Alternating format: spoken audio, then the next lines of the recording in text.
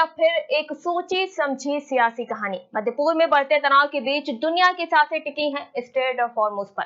वो रास्ता जहां से गुजरता है दुनिया की ताकत का असली ईंधन। एक तरफ ट्रंप का दावा, ईरान घिर चुका है और दबाव में है। दूसरी तरफ जमीनी तस्वीर, जहां ईरान न सिर्फ खड़ा है बल्कि कई मोर्चों पर बढ़त बनता दिख रहा है।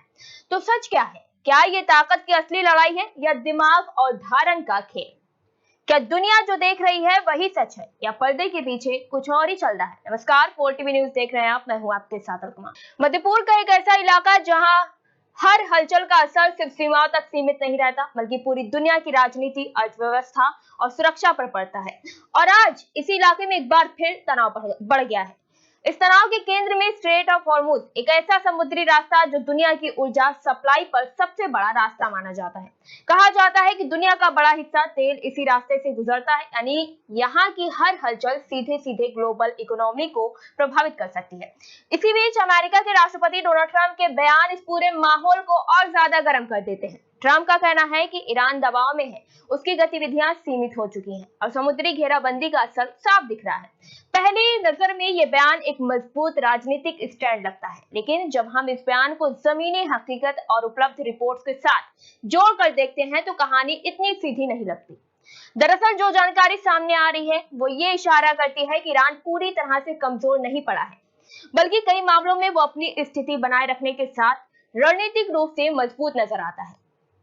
खासकर हॉर्मुज जलडमरू मध्य के संदर्भ में रिपोर्ट्स बताती है कि जहाजों की आवाजाही बंद नहीं हुई बल्कि जारी है। लेकिन एक अहम बात यह है कि इस आवाजाही पर ईरान की नजर बनी हुई है, यानी पूरी तरह से नियंत्रण खत्म होने या घेराबंदी जैसी बातें पूरी तरह सटीक नहीं लगती।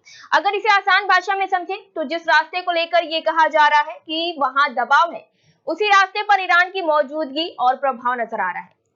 ये एक ऐसी स्थिति है जहां कोई भी देश सीधे तौर पर टकराव नहीं चाहता, लेकिन अपनी पकड़ भी नहीं छोड़ना चाहता। यही कारण है कि हॉर्मुज जलडमरू मध्य सिर्फ एक समुद्री रास्ता नहीं बल्कि एक रणनीतिक हथियार बन चुका है।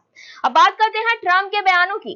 डोनाल्ड ट्रंप का राजनीतिक अंदाज हमेशा से ही आक्रामक और सीधे संदेश देने वाला रहा। ऐसे में उनके बयान को सिर्फ एक अंतर्राष्ट्रीय टिप्पणी के तौर पर नहीं देखा जाता, बल्कि इसमें घरेलू राजनीति का एंगल भी जुड़ा होता है। कई विशेषज्ञ मानते हैं कि इस तरह के बयान अक्सर अपने देश के अंदर एक मजबूती छवि बनाने के लिए भी दिए जाते हैं, यानी ये जरूरी नहीं कि हर बयान पूरी तरह जमीनी सच्चाई को दर्शाता हो। इसी के साथ एक और अहम पहलू सामने आता है, लेबनान और क्षेत्रीय राजनीति। हाल के घटनाक्रम में ये देखा गया कि लेबनान में जो भी हलचल हो रही है उसमें ईरान का प्रभाव नजर आता है। इससे ये संकेत मिलता है कि ईरान सिर्फ अपने देश तक सीमित नहीं है बल्कि क्षेत्रीय स्तर पर भी उसका असर बना हुआ है। यही वजह है कि इजराइल के साथ किसी भी एक तरफा समझौते की संभावना कमजोर पड़ती दिख रही है। अब आते हैं सबसे संवेदनशील मुद्दे पर, ईरान का परमाणु कार्यक्रम। ये मुद्दा लंबे समय से अंतर्राष्ट्रीय राजनीति का केंद्र रहा है। ट्रंप के बयानों में ये बार बार कहा गया कि ईरान पर दबाव है और उसकी गतिविधियों को सीमित किया जा रहा है, लेकिन रिपोर्ट्स के अनुसार ईरान ने अपने मूल अधिकारों पर कोई समझौता नहीं किया है।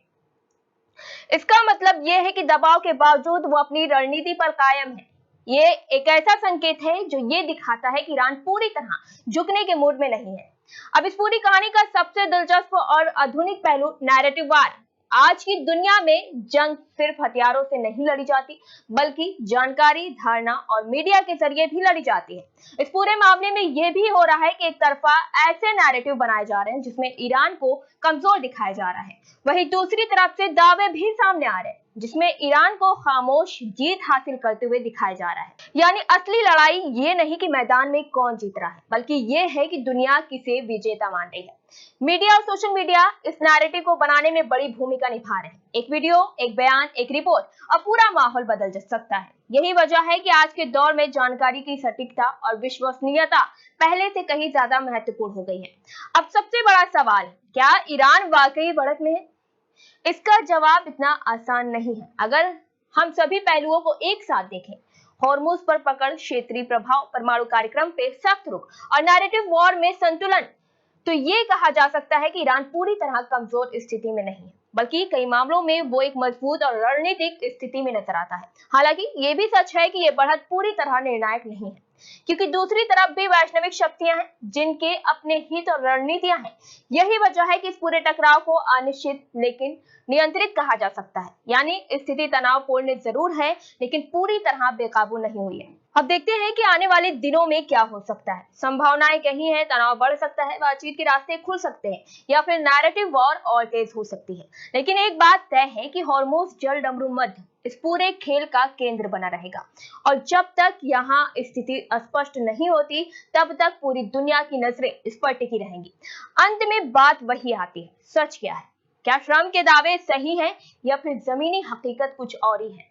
इसका जवाब अभी पूरी तरह साफ नहीं है, लेकिन इतना जरूर कहा जा सकता है कि क्या ये जंग सिर्फ हथियारों की नहीं है बल्कि दिमाग, रणनीति और धारणा की भी है। और आने वाले दिन ये तय करेंगे कि असली ताकत किसके पास है, वो जो दिखाई दे रही है या वो जो पर्दे के पीछे काम कर रही है।